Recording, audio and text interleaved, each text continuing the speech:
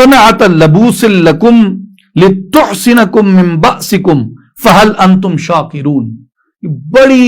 बड़ी कमाल की आयत मुबारका है और आज की हमारी मुआशरत में इस आयत मुबारका को समझने की जरूरत है। फरमाया कि हमने दाऊद अलैहिस्सलाम को तुम्हारे लिए ज़िरा बनाने का फन सिखाया था ताकि वो तुम्हारी लड़ाई में तुम्हें ज़रर से बचाए, तो क्या तुम शुक्रगुजार हो? इस आयत करीमा में जो बुनियादी बात समझने की है वो ये आज के दौर में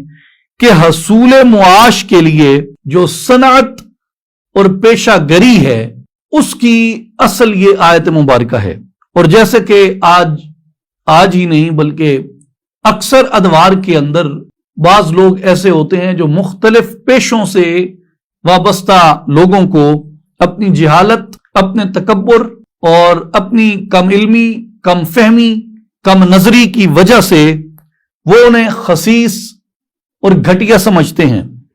हालांकि जो असबाब हैं और सनाते हैं और जो पेशे हैं ये कुरान मजीद ये बताता है कि ये अल्लाह तबारक व तआला का सिखाया हुआ तरीका है। और सिखाया किसको है? उसने अंबिया को सिखाया है। सो जो शख्स किसी के पेशे के ऊपर तान करता है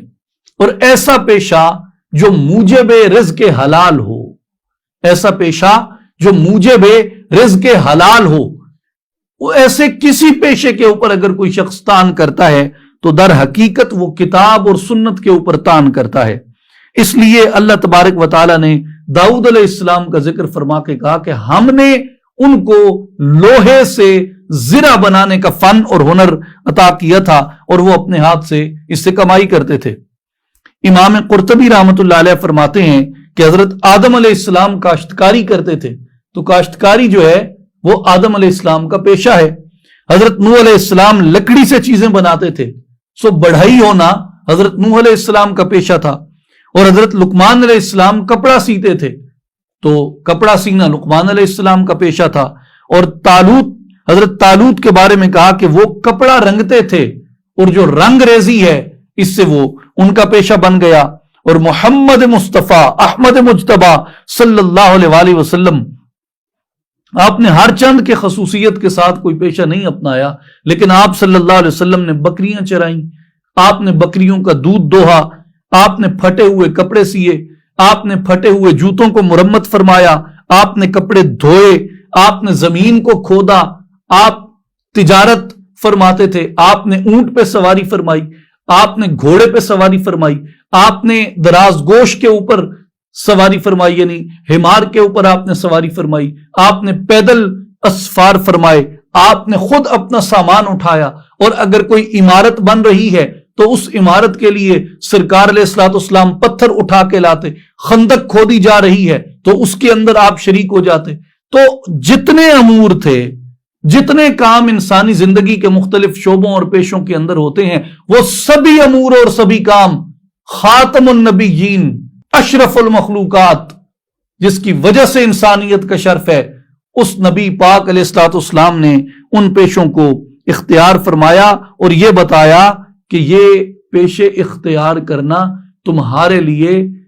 कम होने का, खसीस होने का, हकीर होने का ऐलान नहीं है, बल्कि अपनी सुन्नत से यह बात बताई कि जो भी इन पेशों में से किसी पेशे को रिज़्क़ हलाल के लिए इख्तियार करता है वो मेरी सुन्नत समझ के उसको इख्तियार कर सकता है।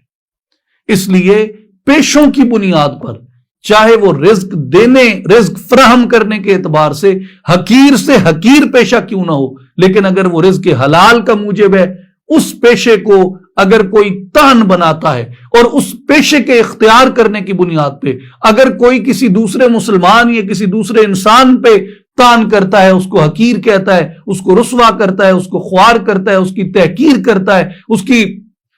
वो जलालत का मूजिब बनता है, तो इसको